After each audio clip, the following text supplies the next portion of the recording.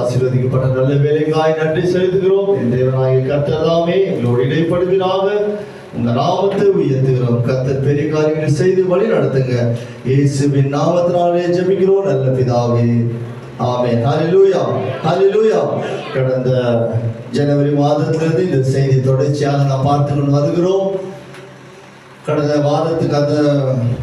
வாரத்துக்கு முன்பதாக நான் அறிவித்திருந்தேன் இந்த செய்தியின் குறித்து. முத்திரை மோதிரமாக வைப்பேன் என்று வாக்குத்தத்தம் பண்ணின தேவன் நிச்சயமாகவே நம்மை அப்படியே செய்வார் என்ற விசுவாசத்தோடு இந்த செய்திகளை கேட்ட உங்களுக்கும் ஒரு வாய்ப்புகளை கொடுக்க வேண்டும் என்று வருகிற செப்டம்பர் மாதம் 3வது வாரமும் 4வது வாரமும் இதை நாங்கள் ஒதுக்கி இருக்கிறோம். ஒரு வாரம் சகோதரிகளுக்கான வாரம், ஒரு வாரம் சகோதரர்களுக்குள்ள காரியம். இந்த காரியங்களிலே தேவன் உங்க உள்ளத்திலே என்னென்ன காரியங்களை உங்களோட உணர்த்தினாரோ பேசினாரோ அந்த காரியங்களிலிருந்து நீங்கள் எல்லாரும் பகிர்ந்து கொள்ளும்படி உங்களை அன்போடு கேட்டுக்கொள்கிறேன். நாங்கள் வருகிற நாட்களே அதை உங்களுக்கு அறிவிப்போம். அதை நீங்கள் ஒழுங்கு செய்து கொள்ளும்படி அன்போடு கேட்டுக்கொள்கிறேன். மத்தேயு 25ஆம் அதிகாரம் 21 சொல்லுகிறது, அவனுடைய எஜமான் அவனை நோக்கி, நல்லது உத்தம உண்மை உள்ள ஊழியனே, நீ கொஞ்சத்தில் உண்மையாயிருந்தால் அநேகத்தின் மேல் உன்னை அதிகாரியாக வைப்பேன். நாம் கொஞ்சத்திலே உண்மையாக இருக்கிறோம், அநேகத்தின் மேல் அதிகாரியாக வைக்க வேண்டுமானால் ஒரு நம்பிக்கை வருவதற்கு நாம் முக்கியமான காரணமாக இருக்கிறோம். எடுத்த உடனே எல்லா பொறுப்பும் நமக்கு கொடுக்கப்படாது, எந்த ஒரு வாய்ப்புமே கொடுக்கப்படாது. நம்முடைய நல்லொழுக்கம், நம்முடைய காரியங்கள், நம்முடைய சூழ்நிலைகள் எல்லாவற்றையும் பார்த்துதான் ஒரு பொறுப்பை கொடுப்பார்கள். அதை தான் வசனம் சொல்லுகிறது, அவனுடைய எஜமான் அவனை பார்த்து, நல்லது உத்தமம் உண்மை உள்ள ஊழியனே. நம்ம உண்மையும் உத்தமும் உள்ள ஊழியனாக இருந்தால் நிச்சயமாக கர்த்தர் நம்மை முத்திரை மோதிரமாக வைப்பார் என்பது எந்த ஒரு சந்தேகமும் இல்லை. கடந்த நாட்களில் பார்த்த செய்தியின்படியாக யோவான் எழுதின சுவிசேஷம் 21 அதிகாரம் 12 தொடங்கி நாம் வாசிக்க பார்த்தோம். யோவான் 12:21 அதிகாரம் கடைசி வசனம் 17 மாத்திரம் வாசிங்க. மூன்றாம் தரம் அவர் அவரை நோக்கி, யோனாவின் குமாரனாகிய சீமோனே, நீ என்னை நேசிக்கிறாயா என்றார். ஹல்லேலூயா. இந்த நாளிலே ஆண்டவரோடு கூட இருந்த சீஷரை பார்த்து இயேசு கிறிஸ்து கேட்கிறார், யோனாவின் குமாரனாகிய சீமோனே, நீ என்னை நேசிக்கிறாயா? இது எப்படிப்பட்ட ஒரு கேள்வி உங்களுக்கு புரியுது இல்லையா? 3 வருஷம் இயேசு கிறிஸ்துவோடவே கூட இருந்தவர்கள். வேதம் சொல்லுகிறது, இயேசு கிறிஸ்து எங்கெல்லாம் அதிகமாக போனாரோ அந்த இடத்துல அதிகமாக இயேசுவோடு கூட இருந்ததுல ஒருவர் யாருங்க? பேதுரு ஒருவர் கூடவே இருந்தார். அப்படிப்பட்ட பேதுருவை பார்த்து இயேசு கேட்கிறார், யோனாவின் குமாரனாகிய சீமோனே, என்னை நேசிக்கிறாயா? ஏன் ஆண்டவராக இயேசு கிறிஸ்து இப்படி ஒரு கேள்வி யோனாவின் குமாரனாகிய சீமோனை பார்த்து கேட்டார் என்றால், ஆண்டவருடைய ஊழியத்தை விட்டுட்டு வேண்டாம் என்று விட்டுவிட்டு ஓடி போய் தனக்கென்று தன்னுடைய காரியங்களில் வேலைகளில் ஈடுபட்ட இந்த பேதுருவை பார்த்து கேட்டார். பேதுரு கேட்ட மாத்திரத்திலே அந்த பேதுரு உள்ளம் உடைக்கப்பட்டு, ஆண்டவரே, எல்லாவற்றையும் நீர் அறிந்திருக்கிறீர், நான் உம்மை நேசிக்கிறேனா இல்லையா என்பதை நீர் அறிந்திருக்கிறீர். வசனம் சொல்லுகிறது, மனுஷனோ முகத்தை பார்க்க, தேவன் நம்முடைய உள்ளம் திரியங்களை ஆராய்ந்து அறிகிறார். அதுதான் பேதுரு சொல்கிறார், ஆண்டவரே, எல்லாவற்றையும் நீர் அறிந்திருக்கிறீர். இன்றைக்கு நம்மையும் பார்த்து கேட்கிறார், உங்களுடைய பெயரை வச்சு இந்த யோனாவின் குமாரனாகிய சீமோனை கேட்டது போல உங்களை கேட்கிறார், என்னை நீ நேசிக்கிறாயா? நாம் என்ன சொல்லுகிறோம்? இன்று போய் நாளைக்கு வாங்க ஆண்டவரே, இன்றைக்கு நாங்க இப்ப டைம் இல்லை, நாங்க பொறுமையாக உம்மை நேசித்துக் கொள்ளுகிறோம். ஹல்லேலூயா. இந்த பேதுரு இயேசுவை மறுதலித்து விட்டு ஓடினவன் தான். 3 முறை சொன்னபடியே மறுதலித்தான். ஆனால் இயேசு கேட்க பொழுது 3 முறை அந்த வார்த்தை கேட்ட பொழுது உள்ளத்திலே குத்தப்பட்டவனாக, உள்ளத்திலே உடைக்கப்பட்டவனாக தன் தேவனுக்கு ஒப்புக் கொடுத்தான். ஆண்டவரே, உம்மை நேசிக்கிறேன் என்பதை நீர் அறிந்திருக்கிறீர், நீர் அறிவீர், நான் உம்மை நேசிக்கிறேனா இல்லை என்பதை நீர் அறிவீர். அந்த வார்த்தை பேதுரு வாழ்க்கையில உண்மையா இருந்ததா? அந்த வார்த்தை மாறி போனதா? கடைசி மட்டும் ஆண்டவருக்காக உண்மையும் உத்தமமாக வைராக்கியமாக வாழ்ந்து தன்னுடைய தேவனுக்காக தன் ஜீவனையே கொடுத்தார். அந்த மரணத்துக்கு பயந்து இயேசுவை மறுதலித்த பேதுரு, சிலுவையில் அறையும் பொழுது இயேசுவை பார்த்து ஓடி ஒளிந்து கொண்ட பேதுரு, செய்வதற்காக தேவன் உங்களை வைத்திருக்கிறார். 1ஆம் வசனம் சொல்லுகிறது, இவைகளுக்கு பின்பு கர்த்தர் வேறு 70 பேரை நியமித்து சகல பட்டணங்களுக்கும் இடங்களுக்கும் தமக்கு முன்பாக 2 பேராக அனுப்பினார். ஹல்லேலூயா. இயேசு கிறிஸ்து நாம் மரித்த நாட்களில் அவர் உயிர்த்தெழுந்து அந்த ஊழியத்தில் எத்தனை பேர் ஈடுபட்டார்கள் என்பதை நாம் பார்த்து கொண்டு வந்தோம். மேல் வீட்டு அறையில் எத்தனை பேர் கூடியிருந்தார்கள் இயேசுவினுடைய பரிசுத்த ஆவியை வரத்திற்காக? 120 பேர். அந்த 120 பேர் வருங்காலத்தில் 500ஆக மாறுறது, 500 1000ஆக மாறுறது, 1000 லட்சமாக மாறுறது, லட்சம் கோடியாக மாறினாலும் அறுப்பு மிகுதி வேலையாட்களோ கொஞ்சமா இருக்கிறது. உணர்வுள்ள கிறிஸ்தவர்கள், தேவனுடைய சித்தத்தை செய்கிற கிறிஸ்தவர்கள், கர்த்தருடைய அன்பை அறிந்திருக்கிற கிறிஸ்தவர்கள், ஆண்டவருடைய வாக்குத்தத்தத்தை நிறைவேற்ற வேண்டும் என்று நினைக்கிற கிறிஸ்தவர்கள் ஒரு நாளும் கர்த்தருடைய வார்த்தையும் அவருடைய சித்தத்தை நிறைவேற்றாமல் போகவே மாட்டார்கள். 3ஆம் வசனம் சொல்கிறது, புறப்பட்டு போங்கள், ஆட்டுக்குட்டிகள் ஓநாய்களை அனுப்புகிறது போல இதோ நான் உங்களை அனுப்புகிறேன். கர்த்தருடைய ஊழியம் ஒரு சாதாரண காரியம் அல்ல.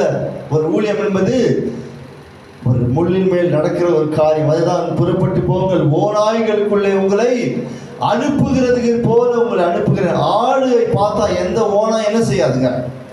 விடாது. ஆனால் அப்படிப்பட்ட சூழ்நிலையிலே இந்த உலகமாகப்பட்ட இந்த ஓநாய்கள் மத்தியிலே ஆண்டவருடைய சுவிசேஷத்தை அறிவிக்கும்படி தேவன் உங்களையும் என்னையும் தெரிந்திருக்கிறார். அதுதான் வாசித்தோம். லூக்கா 4:18 சொல்கிறது, கர்த்தருடைய ஆவியானவர் என்மேல் இருக்கிறார், தரித்திரருக்கு சுவிசேஷத்தை பிரசங்கிக்கும்படி என்னை அபிஷேகம் பண்ணியிருக்கிறார். என்னை எதற்காக தேவன் அபிஷேகம் பண்ணியிருக்கிறார்? எதற்காக என்னை தெரிந்து கொண்டிருக்கிறார்? ஹல்லேலூயா. எதற்காக நம்மை தெரிந்து கொண்டிருக்க? எத்தனை பேருக்கு இந்த வசனம் புரியுது? எத்தனை பேருக்கு புரிஞ்சது? எதற்காக தேவன் கர்த்தருடைய ஆவியானவர் யார் மேலெல்லாம் இருக்கிறாருங்க? என் மேல் இருக்கிறார். யாருக்கு சுவிசேஷம் அறிவிக்கும்படி? தரித்திரருக்கு சுவிசேஷம் அறிவிக்கும்படி தேவன் என்னை இன்னைக்கு தேவன் நம்மை அபிஷேகித்து வைத்திருக்கிற ஒரே காரணமே நாம் அவருடைய வேலையை செய்ய வேண்டும் என்பதற்காக தான். அதே வசனம் தான் ஏசாயா 61:1 சொல்லுகிறது, அப்படியானால் இருதயம் நறுங்குண்டவர்களையும் குணமாக்கவும், சிறைப்பட்டவர்களை விடுதலையாக்கவும், குருடர்களை பார்வையவும்,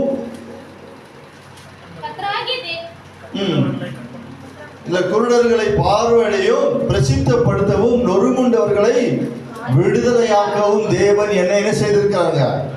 அபிஷேகம் செய்திருக்கிறார். இன்னைக்கு நமக்கு இது ரொம்ப கடினமான ஒரு காரியம். ஆண்டவருடைய வார்த்தைகள் நமக்கு ரொம்பவும் கஷ்டமான காரியம். அதுதான் சொல்லுகிறது 1 யோவான் 5:3 சொல்லுகிறது, கர்த்தருடைய கற்பனைகள் பாரமானவைகள் அல்ல.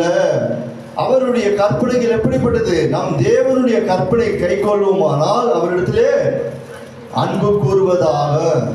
அவருடைய கற்பனைகள் பாரமானவைகள் அல்ல. அவருடைய கற்பனைகள், அவர் சொல்லிக் கொடுத்த காரியம் கஷ்டமானவைகள் அல்ல. நம்ம தான் எந்த வேலையும் செய்ய மாட்டோமே, இது நமக்கு மிகவும் கஷ்டமான காரியமாக தான் இருக்கும். அதை தான் நம்ம வாசித்தோம் இல்லையா? லூக்கா 10:1 சொல்லுகிறது, நீங்கள் புறப்பட்டு போய் 2 பேராக போய் ஆண்டவருடைய சுவிசேஷத்தை செய்யும்படி தேவன் எங்களை அனுப்பினார். இன்னைக்கு ஓனாவை பார்த்து ஆடுகள் பயப்படுகிறது நியாயமான காரியம்.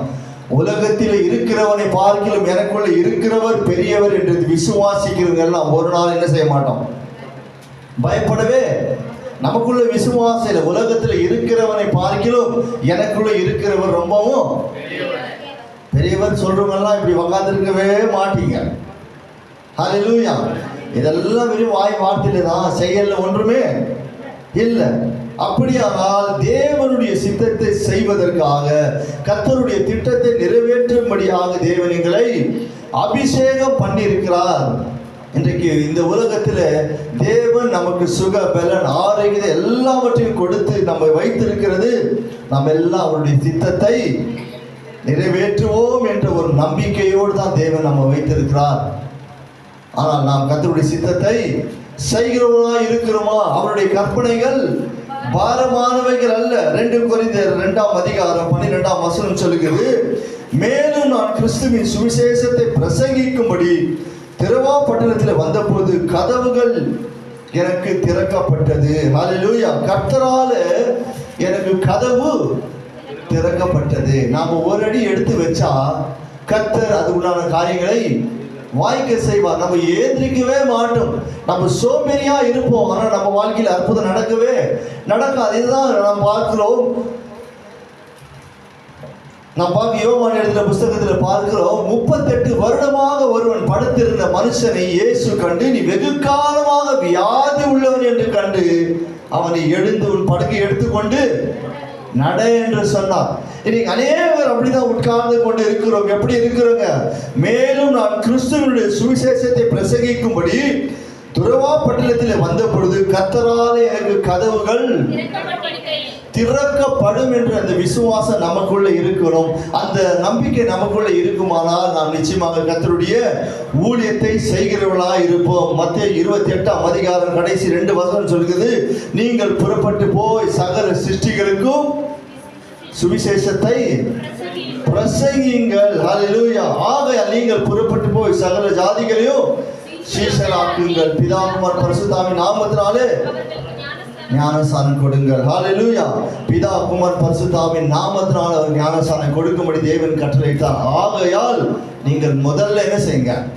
முதல்ல புறப்படுங்க. அதுக்கு பிறகு நடக்கிறதுக்காக பார்த்து கொள்ளலாம். புறப்பட்டு போங்கள், கர்த்தர் உங்களுக்கு அற்புதத்தை காண செய்வார். நாம் இதை குறித்தும் நம்ம பலவித காரியங்களை நினைத்து சோர்ந்து போய் இருக்கிறோம். ஆண்டவரே, இந்த காரியங்கள் எல்லாம் நடக்குமா நடக்காதா என்று நம்மை நாமே யோசித்து கொண்டு இருப்போம். கர்த்தரால் நமக்கு வாசல்கள் திறக்கப்பட வேண்டுமானால் நாம் உண்மையுள்ள கிறிஸ்தவன், தேவனுடைய அன்பை ருசி பார்த்த கிறிஸ்தவர்கள், கர்த்தருடைய அன்பை அறிந்த கிறிஸ்தவர்களாக இருப்போமானால் நாம் எப்படிப்பட்டவர்களாக இருப்போம்?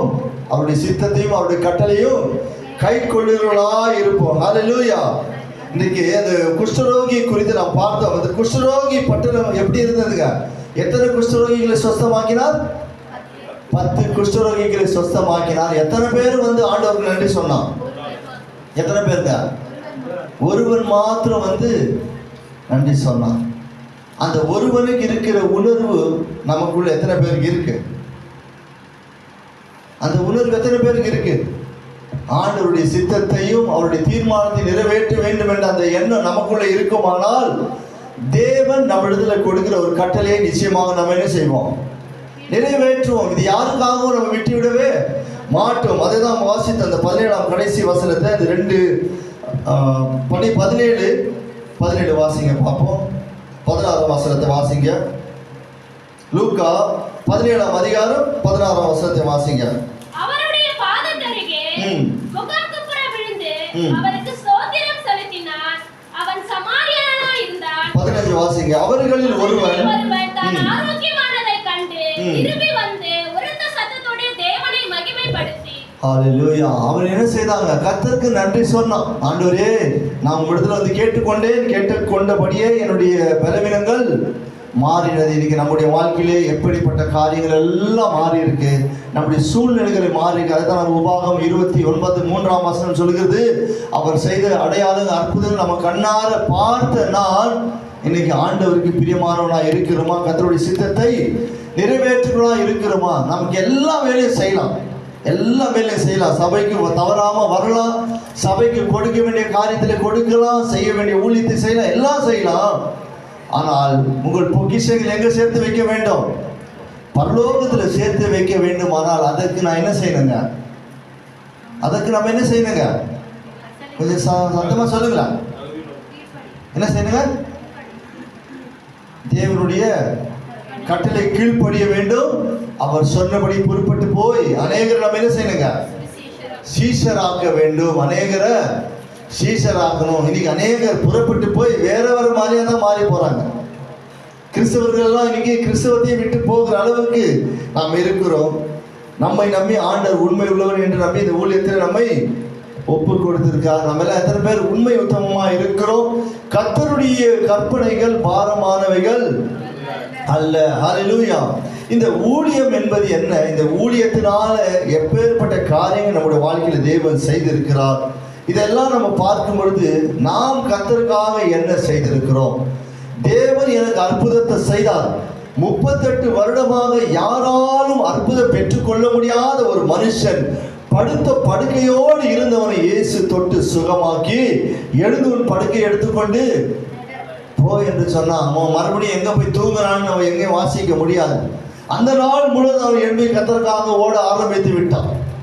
ஆனால் நாம் இன்னைக்கு தேவனுடைய கற்பனைகளை கை கொண்டு அவருக்கு ஊழியத்தை செய்ய வேண்டும் என்ற எண்ணம் நமக்குள்ளே இருக்குமே ஆனால் நம்ம ஒருவரும் இப்படி உட்கார்ந்து கொண்டு இருக்கவே மாட்டோம். ஹல்லேலூயா. ஆண்டவர் நம்முடைய வாழ்க்கையில செய்த அற்புதங்களை கொஞ்சம் நினைத்து யோசித்து பார்ப்போம். 1 தீமோத்தேயு 3ஆம் அதிகாரம் 13ஆம் வசனத்தை வாசிப்போம். 3:13. இப்படி ஊழியக்காரருடைய ஊழியத்தை உதவிக்காரருடைய ஊழியத்தை செய்கிறவர்கள் தங்களுக்கு நல்ல நிலையையும் இயேசுவை பற்றிய விசுவாசத்தில் மிகுந்த தைரியத்தையும் அடைவார்கள். ஆமென். ஹல்லேலூயா. இப்படி உதவிக்காரருடைய ஊழியத்தை நன்றாய் செய்கிறவர்கள் தங்களுக்கு நல்ல நிலை. ஆண்டவருடைய ஊழியத்தை செய்து ஒருவரும் தரித்திரராக போன சரித்திரமே இல்லை. ஹல்லேலூயா. அநேக சாட்சிகளை நான் சொல்லியிருக்கிறேன். அநேக முறை இந்த சாட்சிகளை உங்களுக்கு முன்பதாக சொல்லியிருக்கிறேன். கர்த்தர் இந்த ஊழியங்களில உதவி, ஒரு ஊழியம் யாரை சார்ந்ததல்ல, வெறும் ஊழியக்காரரை மாத்திரம் சார்ந்ததல்ல. ஏன்னா இயேசு கிறிஸ்துவே இந்த பூமியில மனிதராக வாழ்ந்து ஊழியத்தை செய்யும் பொழுது இயேசுவோடு எத்தனை பேர் இருந்தாங்க? எத்தனை பேர்?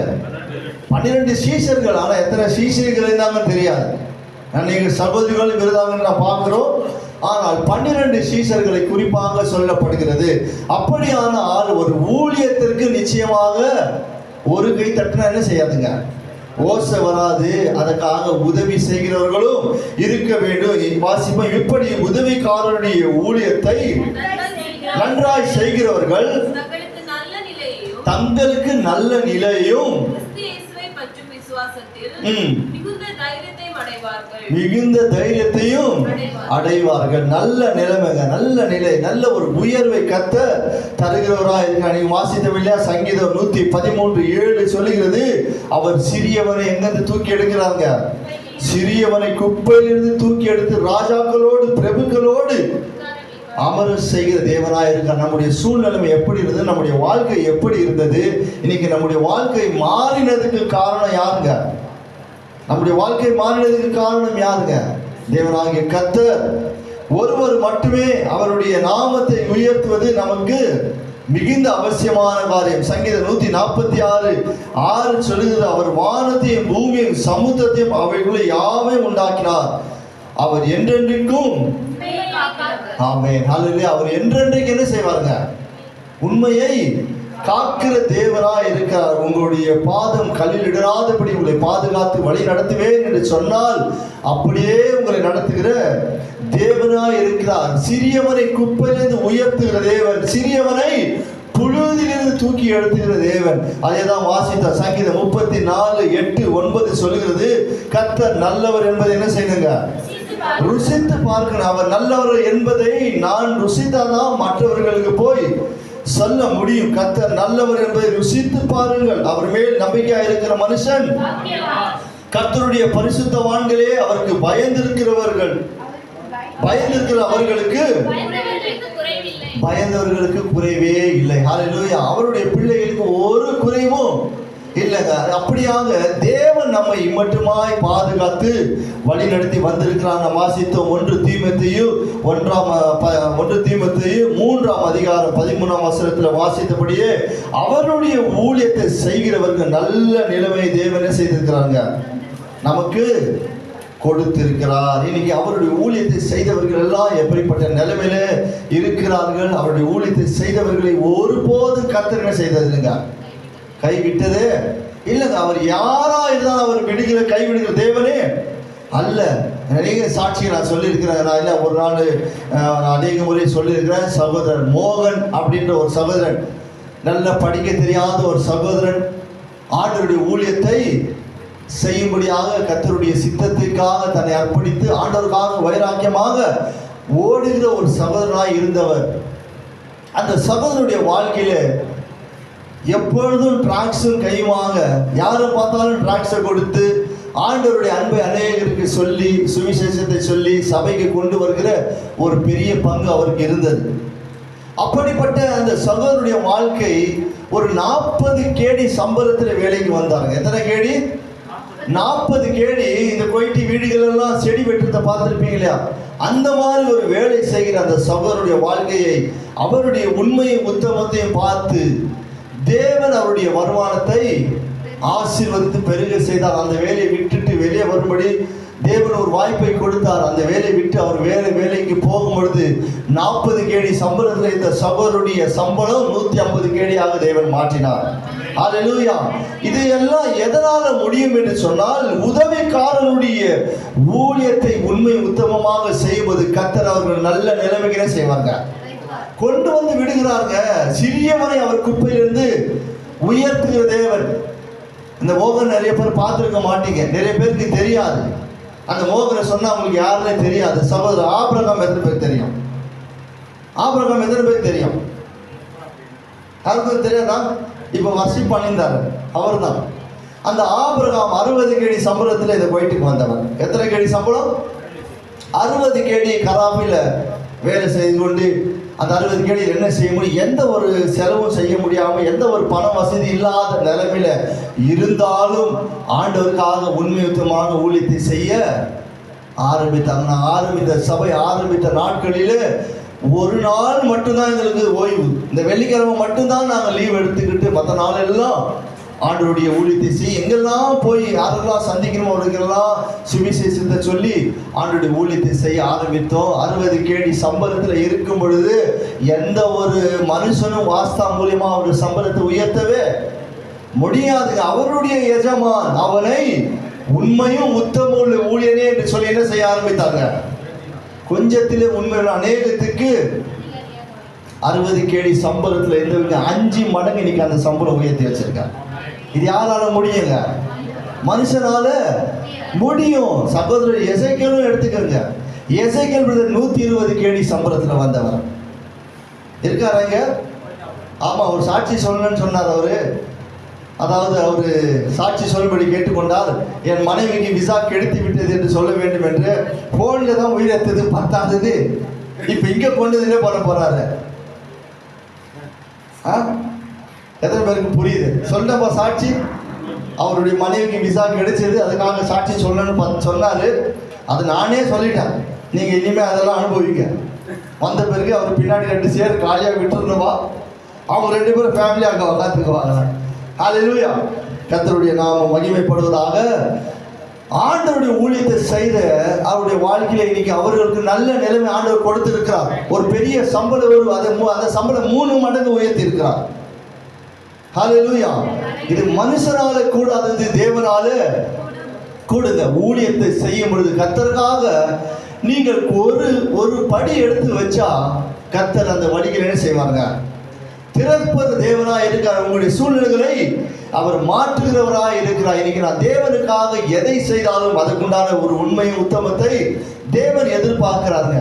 நீ செய்த பிரயாசத்தை கர்த்தர் பார்க்கிறார். வேதம் சொல்லுகிறது பிரசங்கி 11:1, தண்ணீரின் மேல் ஆகாரத்தை போடு, அதே அநேக நாளுக்கு பிறகு அது பலனை நீ போற்று. இன்னைக்கு நம்ம ஊழியத்தை செய்தோம், இன்னைக்கு கர்த்தருக்காக ஓடுன உழைச்சோம், ஒரு நல்ல நிலைமை ஆண்டவர் கொண்டு வந்து வைத்திருக்கார். நம்ம உயர்ந்த அடைக்கலத்துல வைத்திருக்கிறார். சங்கீதக்காரன் சொல்லுகிறார், அவன் இடத்துல வாஞ்சியா இருக்கிறபடினால் அவனை உயர்ந்த அடைக்கலத்துல வைப்பேன்.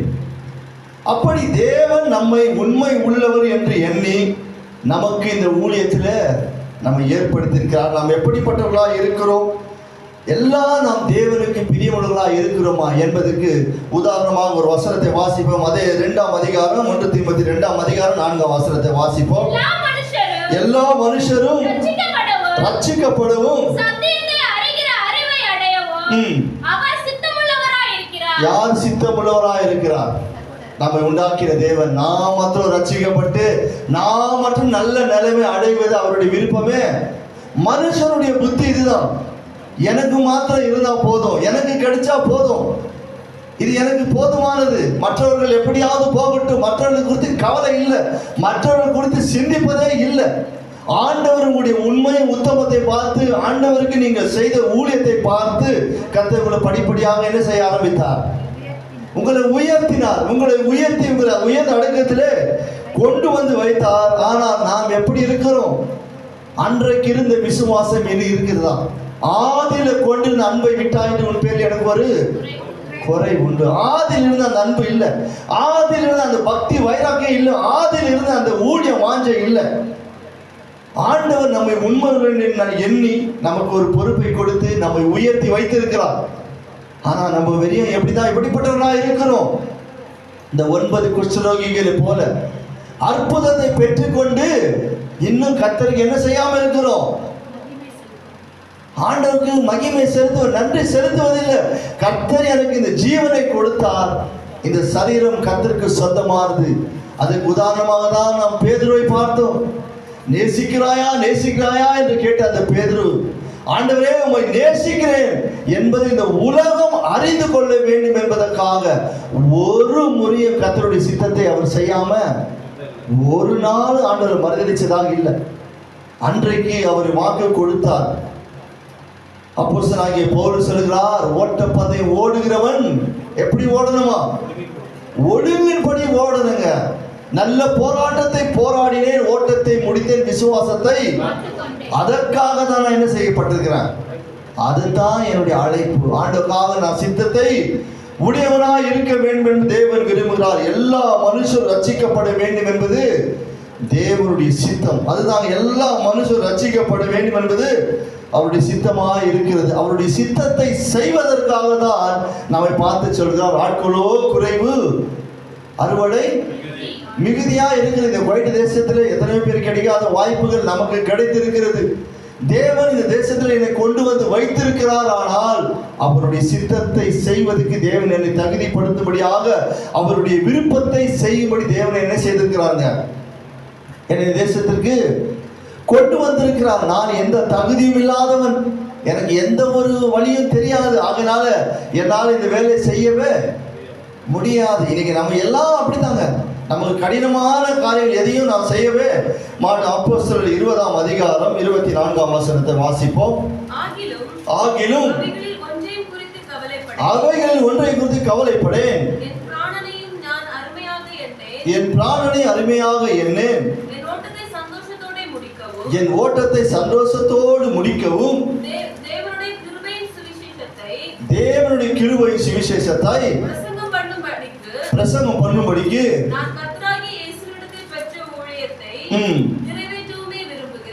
ஹல்லேலூயா. எதுங்க ஊழியம்? எது ஊழியம்? எப்படிப்பட்ட ஊழியத்தை வாசிக்கிற அந்த கிருபை, தேவனுடைய கிருபையும் சுவிசேஷத்தை பிரசங்கம் பண்ணவும் நான் கர்த்தராகிய இயேசு கிறிஸ்துவிடம் பெற்ற ஊழியத்தை. யார் சொல்லுகிறது இந்த வார்த்தையை?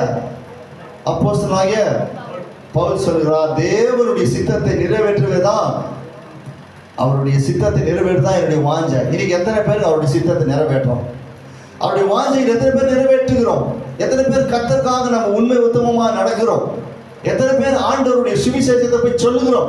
இன்னைக்கு நம்ம வீட்டு பக்கத்தில் இன்னும் ரட்சிக்கப்படல, நம்ம பார்க்கிற ஜனங்கள் ரட்சிக்கப்படல, நம்ம தெரிஞ்ச நண்பர்கள் ரட்சிக்கப்படல. நாளைக்கு இந்த ஜனங்கள் எல்லாம் கைவிடப்பட்டால் தேவன் யாரிடத்துல கணக்கு கேட்பாங்க? உங்களை உண்மை உத்தமுள்ள ஊழியனே உங்களை ஆசீர்வதித்து உங்களை பெரிய செழிப்பான வாழ்க்கை கொடுத்திருப்பது நீங்க கர்த்தருக்காக ஏதாவது செய்வீர்கள் என்று நம்பிக்கை உள்ளவர்களாக, ஆண்டவர் உங்களை உண்மை உள்ளவர் என்று நம்பிதான் செய்வீர்கள். எனக்காக யாராவது போய் என்ன செய்வீங்க? சுவிசேஷத்தை அறிவிப்பீர்கள். இந்த உலக மனுஷரெல்லாம் ரட்சிக்கப்படுவதற்காக தான் ஆண்டவராக இயேசு கிறிஸ்து இந்த பூமிக்கு வந்தார். அந்த நோக்கத்தை நிறைவேற்றுவதற்கு முடியாம தான் அவர் மரித்த பொழுது உயிர் திருந்து பேதுருவை பார்த்து கேட்டார், என்னை நேசிக்கிறாயா, நேசிக்கிறாயா, நேசிக்கிறாயா?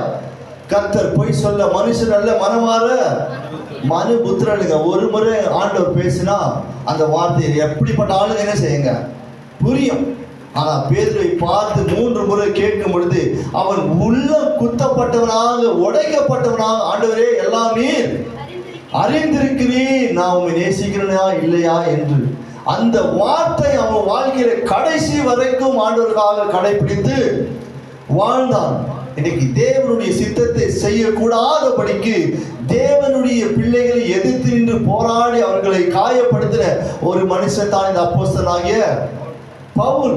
அவர்களை வீடுகள் தோறும் புகுந்து அடித்து சித்திரவதை செய்து சிறை சேதனம் பண்ணக்கூடிய ஒரு மனுஷனாகிய பவுல். ஆண்டவர் சொன்னார், எவ்வளவாக என்னை நேசிக்கும்படி நான் அவனுக்கு கற்றுக் கொடுப்பேன். இன்றைக்கு அவன் எவ்வளோ வேணாலும் கிறிஸ்தவர்களை துன்பப்படுத்தலாம், பாடுபடுத்தலாம், அவன் நிந்திக்கிறான். ஒரு நாளைக்கு அவன் எவ்வளவு பெரிய பாடுகளை படும்படி நான் அவனை என்ன செய்வேன்? அவனுக்கு நான் கற்றுக் கொடுப்பேன்னாருங்க.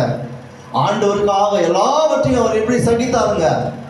பொறுமையோடு சகித்தார். ஏன்னா கர்த்தர் நல்லவர் என்பதை அப்போஸ்தலனாகிய பவுல் என்ன செய்தாருங்க? ருசித்து பார்த்ததுனால இந்த தேவன் என்றென்றும் உள்ள சதா காலங்களிலும் நம்முடைய தேவனாக இருக்கிறார். இன்னைக்கு ஒரு சபை வளருவதற்கு முக்கியமான காரணம், ஒரு சபை வளர்ந்திருக்குமானால் அந்த சபைக்கு முக்கியமான காரணம் எதுவா இருக்குன்னு சொல்லுங்க. அந்த சபையில முதலாவது ஜெபம் இருக்கும், 2வது ஊழியம் செய்கிற பிள்ளைகள் இருக்கணும். இது 2 இருந்தாலே நம்ம சபை ஆட்டோமேட்டிக்காக என்ன செய்யுங்க வளரும். நம்முடைய கடந்த சபையில் இருக்கும்போது சகோதரி ஜெயா சிஸ்டர், பவித்ரா சிஸ்டர்லாம் போய் டைம் இருக்கும்போதெல்லாம் சபையில் ஜெபம் பண்ணுவாங்க. நாங்கள் சபையில் போய் ஜெபிச்சு ஆண்டவரே ஊழியத்துக்கு போறவங்களே ஆண்டவர் பாதுகாத்து கொள்ளுங்க. அப்படி ஜெபிக்கிற ஒவ்வொருவரும் வாஞ்சை, நம்மளால ஊழியத்துக்கு போக முடியலன்னு சொன்னாலும் நம்ம என்ன செய்யலாம்? அதற்காக ஜெபிக்கலாம். ஊழியத்தின் வாஞ்சையை நிறைவேற்றும்படி இன்னைக்கு இந்தியா தேசத்தை நாம் குறிப்பாக எடுத்துக்கொள்ளவேனால் 150 கோடி கிட்ட ஜனங்கள் இருக்கிறாங்க. அதுல இந்தியா கிறிஸ்தவர்களுடைய எண்ணிக்கை எவ்வளவு தரமா இருக்கு? எவ்வளவு பர்சன்ட் இருக்கு? 10லிருந்து 12% தான் இருக்கான். அப்ப இன்னும் 90% எங்க இருக்கு? அப்போ தேவன் இப்படிப்பட்ட ஆட்களை பார்த்து சொல்லுங்க, ஆட்களோ குறைவு. இந்த 10% அந்த 90% போய் மனம் திரும்ப செய்ய முடியுமா? நமக்கு என்ன, நான் ரட்சிக்கப்பட்டாச்சு, பரலோகத்துல என் பேர் எழுதியாச்சு, நான் இன்றைக்கு மறித்தா நாளைக்கு நான் அங்க போயிடுவேன் அப்படின்ற எண்ணம் நமக்குள்ள இருக்கு. அந்த எண்ணத்தை விட்டுட்டு நம்ம தேவனுடைய சித்தத்தை செய்வதற்கு நம்ம ஒப்பு கொடுக்க வேண்டும். தேவன் எதற்கு என்னை அழைத்தாங்க? நம்மளுடைய வாழ்க்கையில சபைக்கு வருவோம், ஆராதனையில் பங்கு பெறுவோம், எல்லாம் செய்வோம். ஆனா நமக்கு பிடிக்காத காரியம் எதுங்க? எதுங்க பிடிக்காத காரியம்?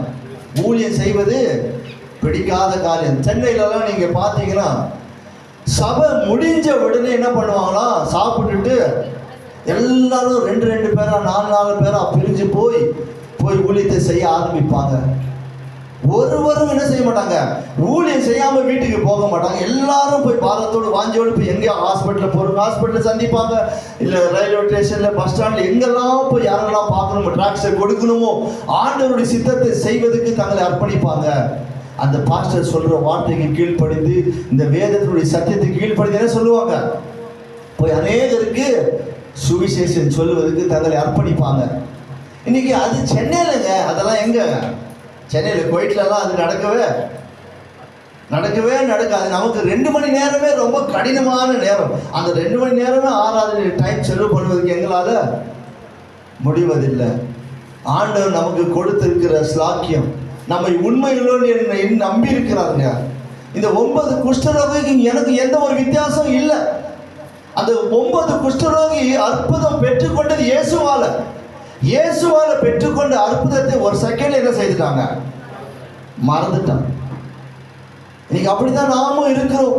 இன்னைக்கு வந்து ஆண்டவராக இயேசு கிறிஸ்து என்னை நேசிக்கிறாயா என்று சொல்லி கேட்டா நாம் எப்படி இருக்கிறோம்? ஆண்டவரே இன்று போய் நாளைக்கு வாங்கப்பா, நாளைக்கு பார்த்துக்கலாம் ஆண்டவரே, நாளைக்கு பார்த்துக்கலாம். ஒவ்வொரு நாள் நம்ம தள்ளி கொண்டு தான் இருப்போம்.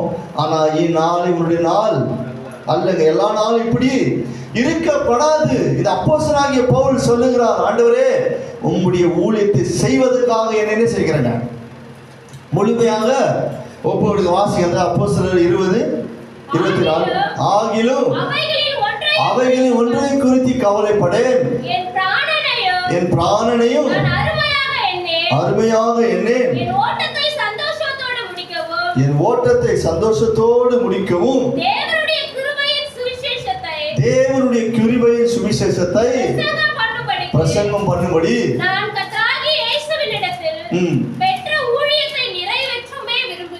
ஆமென், ஹல்லேலூயா. தேவனிடத்தில் பெற்றுக்கொண்ட ஊழியத்தை நிறைவேற்றவே விரும்புகிறேன். ஹல்லேலூயா. இன்னைக்கு இப்படி இந்த மாதிரி சபையில் எத்தனை பேர் இருக்கிறோம்? இது எத்தனை பேருக்கு இந்த வாஞ்சை இருக்கிறது? ஆண்டவர் என்னை எதற்காக தெரிந்து கொண்டிருக்கிறார்? யோவான் 15:14 சொல்லுகிறது, நீங்கள் என்னை தெரிந்து கொள்ளவில்லை, நான் உங்களை. அப்படியானால் அவரை நம்மை எதற்காக செலக்ட் பண்ணியிருக்கிறார்? அவருக்காக நாம் ஏதாவது செய்வோம், அவருடைய ஊழியத்தை செய்வோம், அவருடைய ஊழியத்தில் நம்முடைய பங்கு இருக்கும் என்று தேவன் எண்ணி நம்மை இந்த ஊழியத்தில் இணைத்திருக்கிறார். நம்முடைய நோக்கமெல்லாம் எப்படி இருக்கு? இந்த ஊழியம் யாருதுங்க? பாஸ்டர் ஜோஷுவாது. ஆளை இட்னோன்னா நீங்க போங்க, என்ன பண்ணுங்க, ஆளை இட்னோன்னா நீங்க போங்க, ஊழியத்துக்கு போனா நீங்க போங்க. அப்புறம் வேற என்ன பண்ணலாம்? எதுவா இருந்தாலும் உங்களை சார்ந்தது. அப்ப ஆண்டவர் நம்மை பார்த்து சொல்லுகிறாருங்க, எங்கு போனாலும் 2 பேரா அனுப்புறாங்க. இப்போ நம்முடைய சபையில நம்ம ஒரு அங்கத்தினராக வைத்திருக்கிறார். நம்முடைய சபையில, இந்த சபையில கொண்டு வந்து சேர்த்திருக்கிறதுக்கு தேவன் ஒரு திட்டம் வைத்திருக்கிறார். அப்ப இந்த சபையில என்னுடைய பங்கு என்ன இருக்குனுங்க? நானும் ஆண்டவருக்காக, மனுஷனுக்காக நம்ம எதையும் செய்யக்கூடாதுங்க. எதை செய்தாலும் கர்த்தருக்காக நல்மனதோடு செய்யணும். நம்ம சபையில பாஸ்டர் இல்லாம ஒரு அணு கூட என்ன செய்யாதுங்க, ஒரு அணு கூட அசையாது. எங்க போனாலும் வாழை பிடிச்சிட்டு நான் வந்தாதான் போக முடியும். ஒரு நாளைக்கு நான் இங்க வேண்டாம், வேலையே வேண்டாம், இந்தியா போயிட்டு எத்தனை பேர் இந்தியாவுக்கு பாஸ்டர் கூட வருவீங்க? இந்தியாவுக்கு நீங்க என்ன செய்திருங்க? நீங்க போங்க, இன்னும் ஒரு 4 வருஷம் 5 வருஷம் நாங்க வேலை செய்து வரோம், கடன் எல்லாம் முடிச்சுட்டு வரோம். ஆனால் ஊழியத்துக்கு போனால் மட்டும் யார் வரணும்? பாஸ்டர் வரணும். ஹல்லேலூயா. 1 கொரிந்தியர் 1ஆம் அதிகாரம் 17ஆம் வசனத்தை வாசிப்போம். ஞானசாதை கொடுக்கும்படி கிறிஸ்து என்னை அனுப்பவில்லை, சுவிசேஷத்தை பிரசங்கிக்கவே என்னை அனுப்பினார்.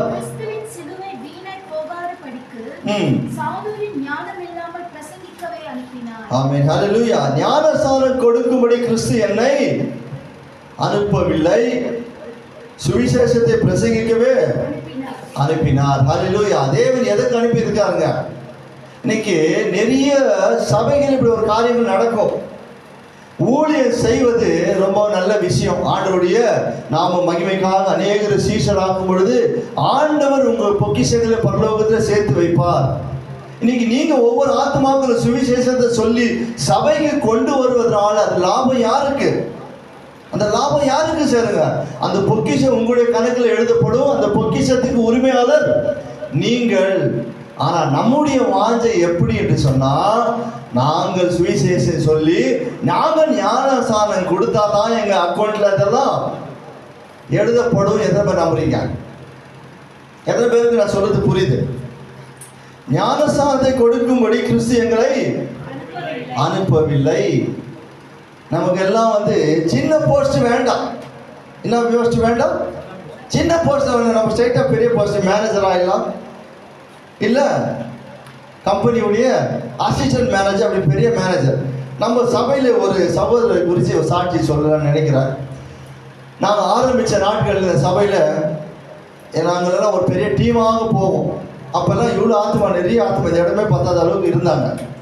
அன்னைக்கு நாங்கள் ஊழியம் செய்தோம். அந்த ஊழியத்தினுடைய பலனை அனுபவித்தோம். தேவன் அதை கொடுத்தார். இன்னைக்கு அதை செய்யல, அதனால தான் இப்படி இருக்கு. ஹல்லேலூயா. அப்படி நாங்கள் ஆரம்பித்த நாட்களிலே சபை ஊழியத்தை செய்வதற்கு நாங்கள் கூட்டமாக போக ஆரம்பித்தோம். அதில் ஒருவர் கொஞ்சம் ரொம்ப திறமைசாலின்னு வச்சுக்குவோமே, நல்லா பேசக்கூடிய ஞானம் படைத்தவர், எப்படியாவது பேசி யாரையாவது அவரை கவர் பண்ணுற அந்த மாதிரி ஒரு திறமை உள்ள ஒரு நபர்.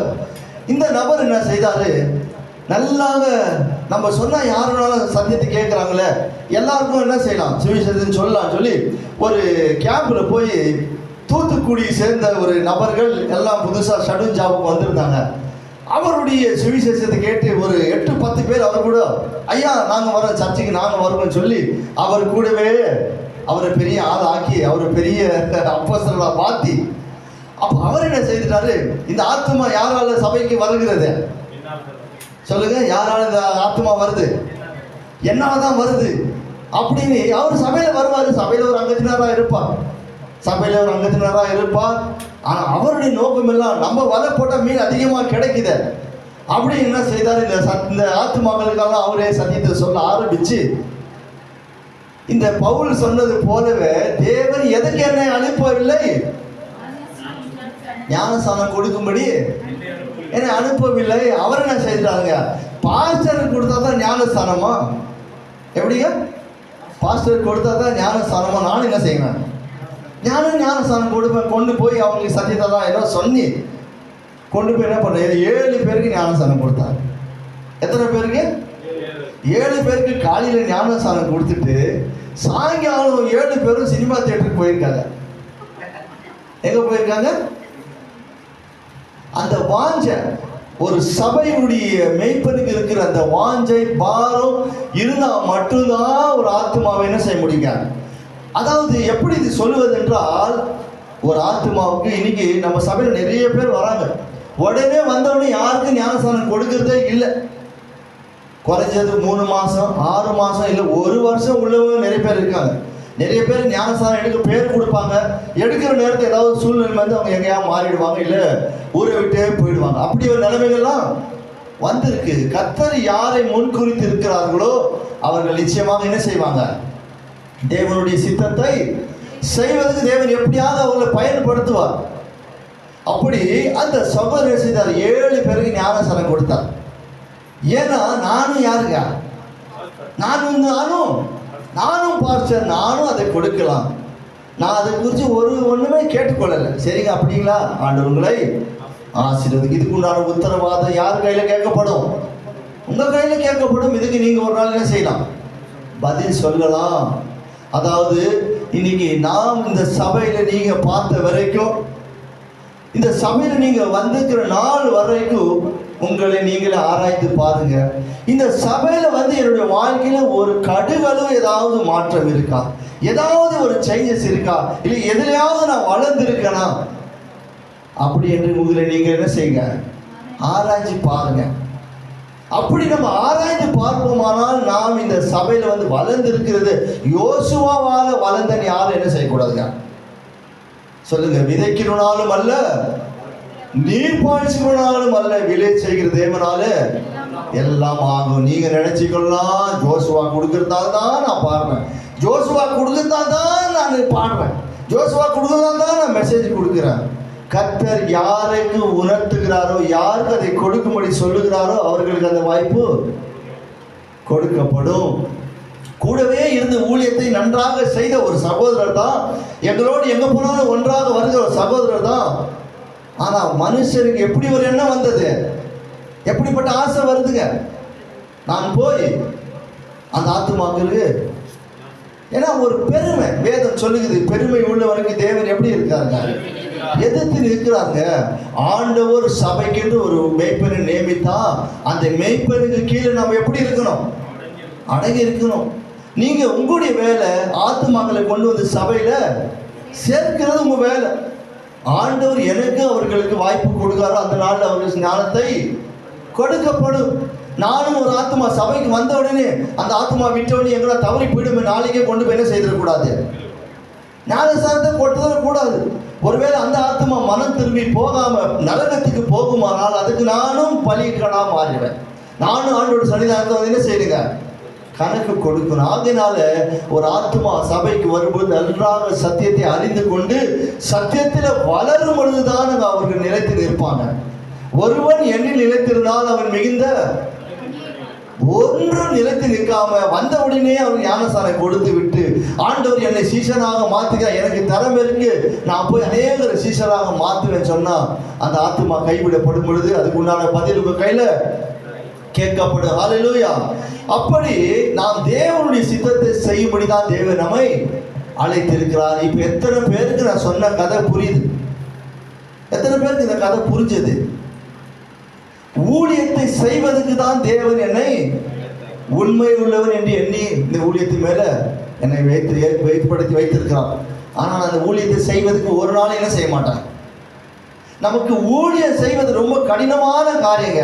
இன்னைக்கு ஊழியம்னா என்ன நினைச்சு கொண்டு இருக்கிறோம்? ஊழியம்னா ஸ்டேஜில் நிற்பது தான் ஊழியம். ஸ்டேஜில் நின்று மைக்க பிடிச்சி பாடுவது தான் ஊழியம். அதுதான் ஆண்டவராக நான் செய்கிற காரியம்.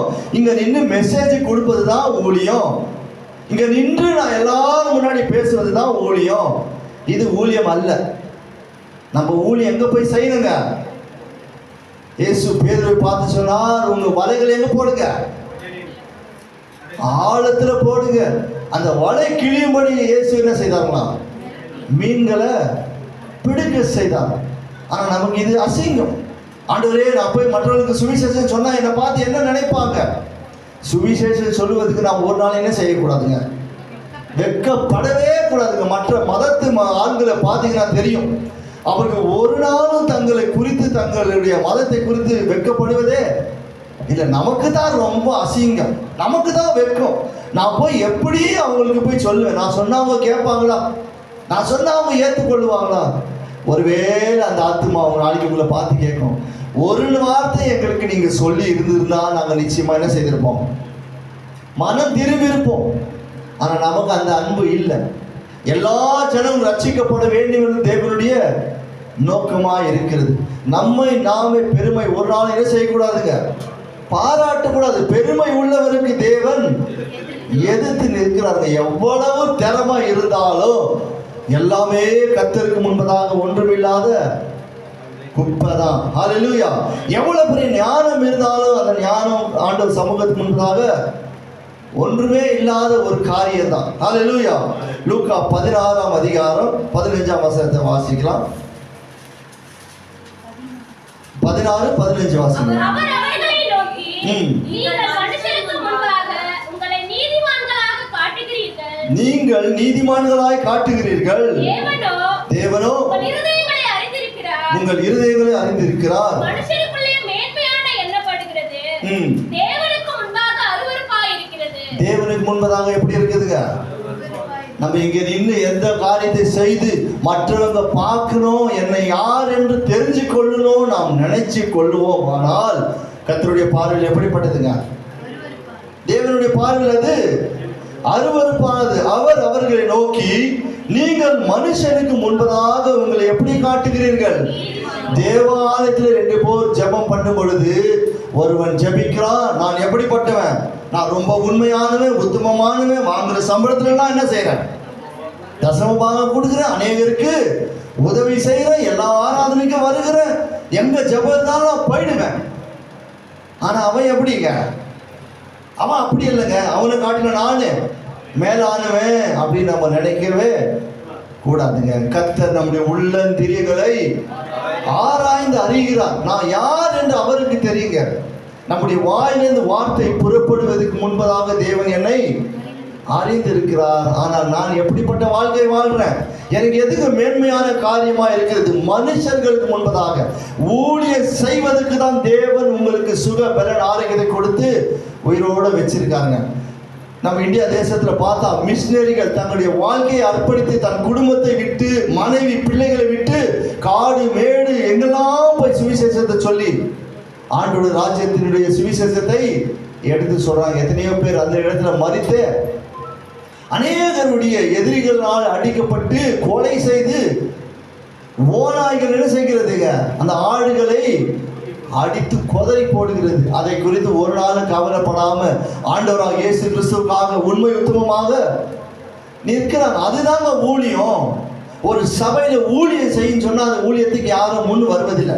நமக்கு கஷ்டமான காரியம் ஊழியம் மட்டும் என்ன செய்யாதீங்க, ஊழியம் மட்டும் செய்ய சொல்லாதீங்க. இன்னைக்கு எங்க ஊர்ல எங்க சபை பெத்தேல் சபை, இதே சபை தான். பெத்தேல் சபை 50 வருஷமா நடக்குது. இந்த 50 வருஷத்துல என் அம்மா தான் அந்த சபையில ஹையஸ்டான ஸ்கோரர். எப்படி?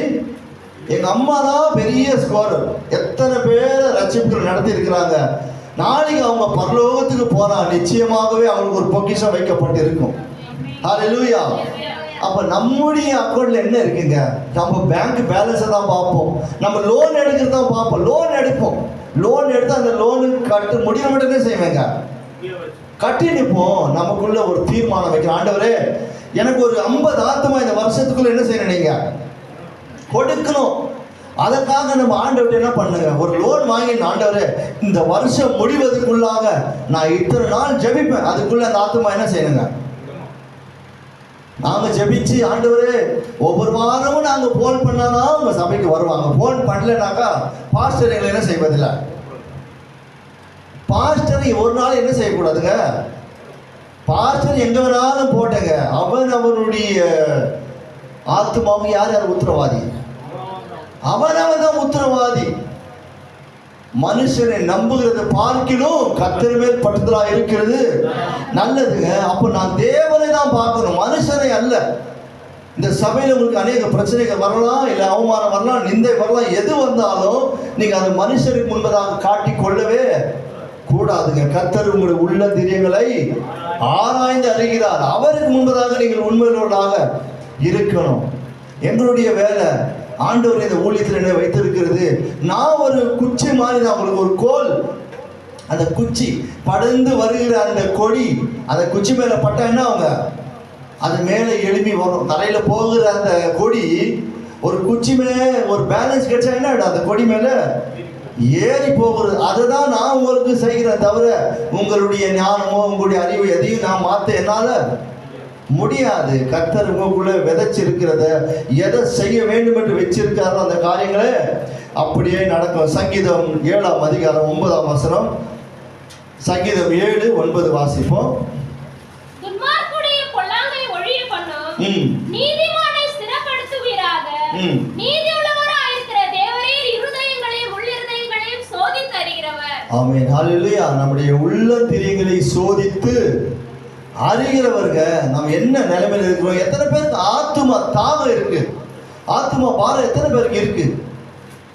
ஆண்டவரே எங்க சபை இப்படி இருக்கு, ஆத்துமா வரலையே அப்படின்னு எத்தனை பேருக்கு கவலை இருக்கு சொல்லுங்க. எத்தனை பேருக்கு அந்த வருத்தம் இருக்கு.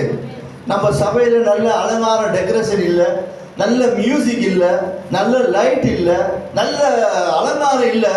இந்த அலங்காரம் ஒரு மனுஷனை பரலோகத்துக்கு கொண்டு போவாது. இந்த அலங்காரம் எங்க கொண்டு போகாது. அதுதான் பாருங்க, அழகு மாயை. அந்த அழகு என்ன செய்திருங்க, அந்த அழகு நிறைச்சிடாது. மேக்கப் பண்ற உங்களுக்கு தெரியுமே, அது எவ்வளவு நேரத்துக்கு டைம், மூஞ்சி கழுவுற மட்டும் தான். ஒரு அம்மா ஒரு நாள் ஒரு மலை மேலே ஏறணும், அது எந்த மலை சொல்ல வேண்டாம், ஒரு மலை மேலே ஏறதுக்கு போகும்போது மூஞ்செல்லாம் அந்த சந்தனத்தை பூசிட்டு ஏறி போதா அந்த அம்மா மலை மேலே போய் வேர்த்து வேர்த்து ஊற்றி அந்த அம்மா வரி குதிரை மாயிட்டு ஆயிட்டுச்சு. மூஞ்செல்லாம் அங்கங்கே ஆயிட்டுக்குது, அந்த தண்ணி வடிஞ்சு ஏன்னா அந்த அம்மா கண்ணாடியில் பார்க்க முடியாது. அதை பார்த்து நாங்கெல்லாம் ஒரே சிரிச்சு அதில் என் நண்பன் ஒருத்த அந்த படிக்கட்டுலேருந்தே உருண்டு கீழே போயிட்டான். இங்கெல்லாம் வந்துடுச்சு.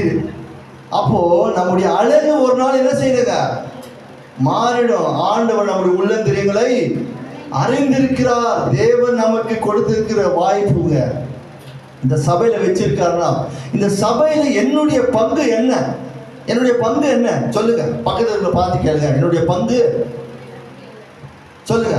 என்னுடைய பங்கு என்னங்க? இந்த வாரம் பாட்டு பண்ண, அடுத்த வாரம் வர்ஷிப் பண்ணுவேன், அடுத்த வாரம் என்ன பண்ணுவேன், அடுத்த வாரம் மெசேஜ் கொடுத்துருவோம், அடுத்த வாரம் நீங்க கீழே வராங்க, நான் மேல வந்துடுவேன். சொல்லுங்க, அதுவா? இது இல்லைங்க, இதுல பெருமை இல்லை, இதுல பெருமையான காரியம் அல்ல. நாம் அழிகிற ஜனங்களுக்கு சுவிசேஷத்தை சொல்லுவதற்கு தான் தேவன் என்னை, தரித்திரருக்கு சுவிசேஷத்தை பிரசங்கிக்கும்படி தேவன் என்னை அபிஷேகம் பண்ணியிருக்கிறார். இன்னைக்கு நாம் எப்படிப்பட்டவர்களுக்கு அபிஷேகம் பண்ணுகிறோம்? யார் ரட்சிக்கப்பட்டு வேற சபைக்கு போறனை கொண்டு வருவது ஒரு பிரயோஜனம் இல்லை. வேற சபைக்கு போற மனுஷன் அந்த சபைக்கு போக விடுங்க, நீ அங்கேயே போ, அந்த சபையில போய் அந்த ஊழியக்காரருக்கு உண்மையாயிரு. ஒரு சபையை விட்டுட்டு நீ வெளியே வந்தினா கடைசி மட்டும் என்னதான் பண்ணி இருக்க முடியும் சொல்லுங்க. ஒரு சபை விட்டு வெளியே வந்துட்டா நம்ம சபை மாறிக்கிட்டு தான் இருப்போம். ஏன்னா அந்த ஊழியக்காரர் இப்படி, இந்த ஊழியக்காரர் இப்படி, எங்க உண்மை சத்தியம் வருதோ அது குத்தப்படும். சத்தியமா பேசுறது குத்தப்படும். இன்னைக்கு சபையில மேக்கப் பண்ற மெசேஜ் தான் அதிகமா இருக்கும். ஆசீர்வாதத்தையும் நல்ல சந்தோஷமான மகிழ்ச்சியான காமெடி பேசுவதனால ஜனங்களுக்கு அந்த சபை ரொம்ப நல்ல சபை. சத்தியமா சத்தியத்தை பேச அந்த சபையில ஆத்மா வரவே. எனக்கு இங்கேருந்து எல்லாரையும் பரலோகம் கூட்டிட்டு போனாலும் பரவாயில்ல, ஒரே ஒரு ஆத்மா, ஆண்டவரே இத்தனை வருஷம் இந்த கோயில ஊழியம் பண்ண ஒரே ஒரு ஆத்மா கொண்டு வந்துக்கிறோன்னா அவர் நிச்சயமா என்ன செய்ய மாட்டாங்க. நிச்சயமா ஆண்டவரோட வேதனை போட மாட்டார். ஒரு நான் நினைச்சுக்கிறேன் அப்படி, இத்தனை வருஷம் ஊழியத்தை விட்டு ஒரே ஒன்று கொண்டு வந்துக்கிறது அவர் திட்டினாலும் சரி. ஆனா அதுவும் இல்லாம நான் வெறும் கையோடு போனா எனக்கு கொடுத்த ஜீவன், எனக்கு கொடுத்த எல்லா ஆசீர்வாதத்துக்கும் நான் உண்மையுள்ளனா இருக்கிறேன். அப்போ உங்களுடைய எண்ணெல்லாம் பாஸ்டருக்கு மட்டும் வந்தா போதும், பாஸ்டர் கொண்டு ஆசீர்வாதம் அப்படியே தள்ளிக்கினே இருங்க. மாசம் சம்பளம் வாங்கி இந்த கொடுத்தா நானும் வா வாடுவேன். ஆனா அதெல்லாம் மட்டும் என்ன பண்ணுவான், அது நோ, அது மட்டும் முடியாது. அது ஆசீர்வாதம் எங்களுடையது, சாபம் எல்லாம் உங்களுக்கு. எல்லாம் நம்ம ஆண்டவருக்காக செய்யணுங்க. உங்களை ஆசீர்வதிக்கிறதும் உங்களை உயர்த்துகிறதும் நான் அல்ல, உங்களை உண்டாக்கின தேவன் தாங்க. எந்த நேரத்தில் உங்க சூழ்நிலையை மாற்றணும், எப்போ உங்களை உயர்த்தணும் என்பது அவருக்கு தெரியும். உங்க வாழ்க்கையில நீ கொஞ்சத்துல உண்மையா இருந்ததை கர்த்தர் பார்த்து உங்க வாழ்க்கையை மாத்தினார். நீ எந்தெந்த நேரத்துல எப்படிலாம் இருந்தியோ அப்படியெல்லாம் மாத்தினார். ஒரு நாள் ஒரு சகோதரர் நாங்கள பேசிக்கொண்டு போகும்போது ஒரு சகோதரரை நம்ம சபையில் ஒரு சகோதரர் தான். அந்த சகோதரர் டைம் இருக்கும் போதெல்லாம் சர்ச்சையில் போய் தான் ஜெபம் பண்ணியிருப்பார். சபையில் ஜெபம் பண்ணுவார். அவர் நேரம் இருக்கும் போதெல்லாம் அங்கே போய் பாடுவார், வர்ஷிப் பண்ணுவார், எல்லாம் பண்ணுவார்.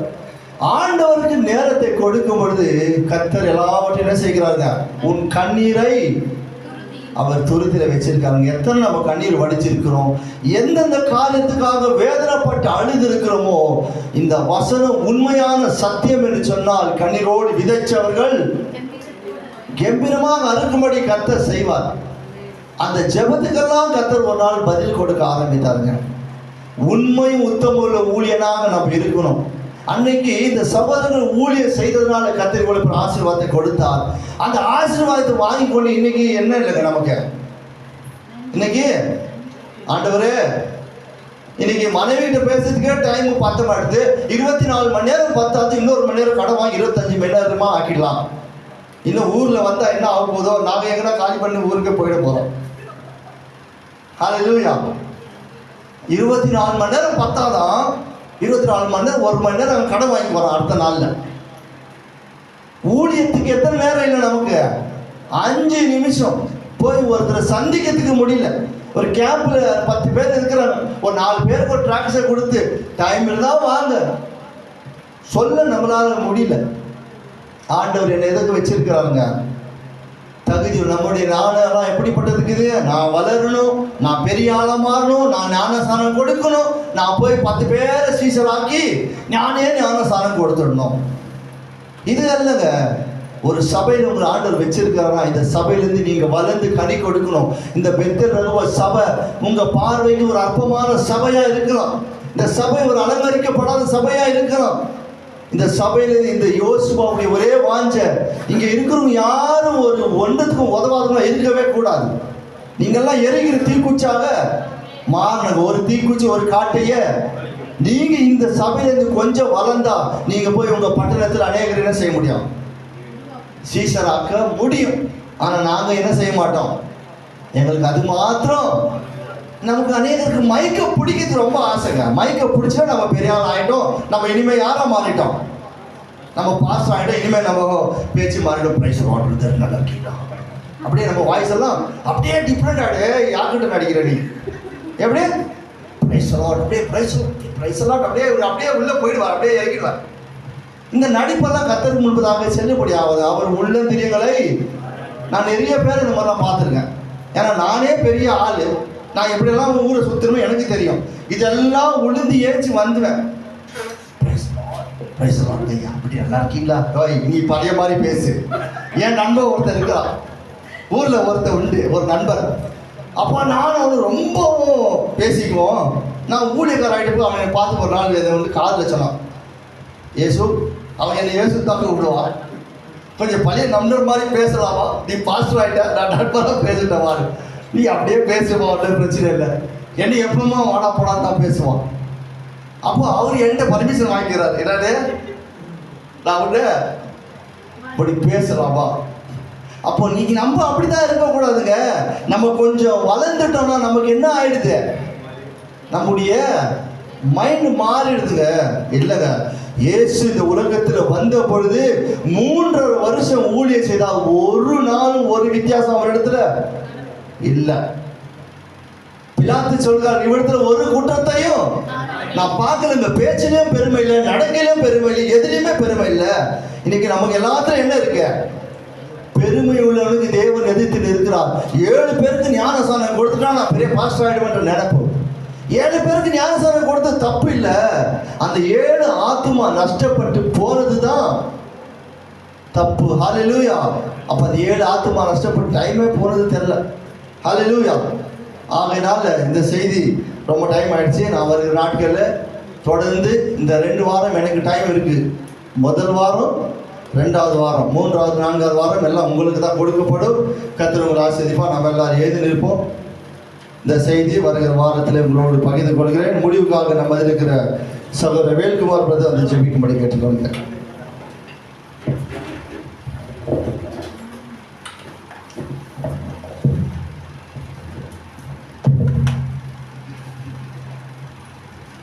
அன்பின் நல்ல ஆண்டவரை ஆசீர்வதிக்கப்பட்ட அருமையான நல்ல வேலைக்காக உமக்கு நாங்கள் நன்றி செலுத்துகிறோம். கர்த்தாவே, அப்பா நீர் எங்களோடு கூட திட்டமாய் தெளிவாய் பேசியிருக்கிறோம். கர்த்தாவே, அப்பா நீர் எங்களை கிருபியாய் ரட்சித்துக்காக உமக்கு நன்றி ஆண்டவரை. பெற்றுக்கொண்ட ரட்சிப்பு ஆண்டவரை நாங்கள் அப்படியே வைத்திருக்காம ஆண்டவரை அப்பா 30, 60, 100 பலன் கொடுக்கும்படியாய் செய்யும் தகப்பன. இந்த நேரத்தில் அப்பா வந்திருக்கிற ஒவ்வொரு பிள்ளைகளையும் உமது கரங்களை ஒப்புக் கொடுக்குறப்பா. அப்பா ஊழியக்கார மகனையும் உமது கரங்களை ஒப்புக் கொடுக்குறேன். கர்த்தாவே நீர் நிறைவாய் ஆசீர்வதிக்க வேண்டுமாய் கூட நாங்கள் வேண்டிக் கொடுக்குறப்பா. தகப்பனே, கேட்ட வசன தகப்பனே சத்துரு வந்து எடுத்து கொண்டு போகாதபடி நல்ல மண்ணில் இருந்த விதையாய் ஆண்டவரை பலன் கொடுக்கும்படியாய் நீர் கிருபை செய்யுங்க ஆண்டவரே.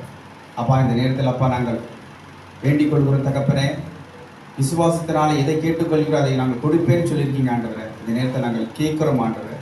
கேளுங்கள் அப்போது உங்களுக்கு கொடுக்கப்படும் என்று சொன்ன வார்த்தையின்படி ஆண்டவரே நாங்கள் கேட்கிறோம். அப்பா இந்த சபையில் ஆண்டவரே இடம் கொள்ளாதபடி கர்த்தாவே, இடம் கொள்ளாதபடி ஆண்டவரே நீர் நிரப்ப வேண்டுமாய் கூட வேண்டிக் கொடுக்கிறோம். அப்பா உமக்கு சித்தமான ஆண்டவரை வருகிற வருஷத்தில் ஆண்டவர் ஒருவரை கொண்டு வரும்படியாக நீர் வழி வாசல்களை திறக்க வேண்டுமாய் கூட நாங்கள் வேண்டிக் கொள்கிறோம் கர்த்தாவே. ஆண்டவரே அப்பா அவனுக்கு சமயங்களை கொடுக்க வேண்டுமாய், சூழ்நிலைக்கு அமைத்து தர வேண்டுமாய், தைரியத்தை கொடுக்க வேண்டுமாய், வார்த்தையை கொடுக்க வேண்டுமாய் கூட இந்த நேரத்தில் வேண்டிக் கொடுக்கிறப்பா. நல்ல விசேஷ ஞானத்தை தர வேண்டுமாய் கூட வேண்டிக் கொடுக்கிறப்பா. ஆண்டவரே இது ஆண்டவரே ஒன்றா வரது நீங்கள் விருப்பப்படல ஆண்டவரே, அட்லீஸ்ட் ஒன்றாவது ஆண்டவரை அதிகமாய் கொண்டு வர நீர் எங்களுக்கு கிருபை செய்ய வேண்டுமாய் கூட வேண்டிக் கொடுக்கிறப்பா. நீங்கள் நல்ல ஒரு மலரமா இருக்கிறபடினாலும் உங்களை ஸ்தோத்தரிக்கிற கர்த்தாவே. நேரத்திலப்பா நீர் எங்கள் மேல் இறக்க வைக்க வேண்டுமாய் கூட வேண்டிக் கொடுக்கிறப்பா. கேட்ட வாசல் எங்களுக்குள்ளாய் கிரிய செய்ய வேண்டுமாய் அப்பா ஆண்டவரை கொழுந்துட்டு எரிய வேண்டுமாய் ஆண்டவரை. நாங்கள் தாகத்தோடு ஆண்டவரை அப்போ ஓட எங்களுக்கு நீர் பலத்தை கொடுங்க. அதற்காக உங்களுக்கு நன்றி செலுத்துகிறோம். வரும் நாட்கள் ஆண்டவரை சாட்சி சொல்லும்படியாக இந்த இடத்தை நீங்கள் நிரப்பி விட்டதுக்காக நாங்கள் நன்றி செலுத்துகிறோம். நன்றி நன்றி நன்றி அப்பா. அப்பா விசேஷமாகப்பா வந்திருக்கிற ஒவ்வொரு பிள்ளைகளையும் இந்த சபை முதல் கரங்களை ஒப்புக் கொடுக்கிறேன். நிறைவாய் ஆசீர்வதித்து நீர் வழி நடத்துங்க ஆண்டவரே. தேவைகள் எல்லாம் சந்திக்கப்பட வேண்டுமாய் கூட நாங்கள் வேண்டிக் கொள்கிறோம்ப்பா. உமது கரங்களை ஒப்புக் கொடுக்கிறேன். இயேசு நாமத்தில் வேண்டிக் கொள்கிறேன் ஜீவனுள்ள நல்ல பிதாவே, ஆமென். நாத்துமாவே கர்த்தரை ஸ்தோத்திரி, என் உள்ளமே பரிசுத்த நாமத்தை ஸ்தோத்திரி. நாத்துமாவே கர்த்தரை ஸ்தோத்திரி, கர்த்தர் செய்த சகல உபகாரங்களை மறவாதே. ஆமென் ஆமென். ஹல்லேலூயா ஹல்லேலூயா ஹல்லேலூயா. கர்த்தர் உங்களோடு ஆசீர்வதிப்பாராக.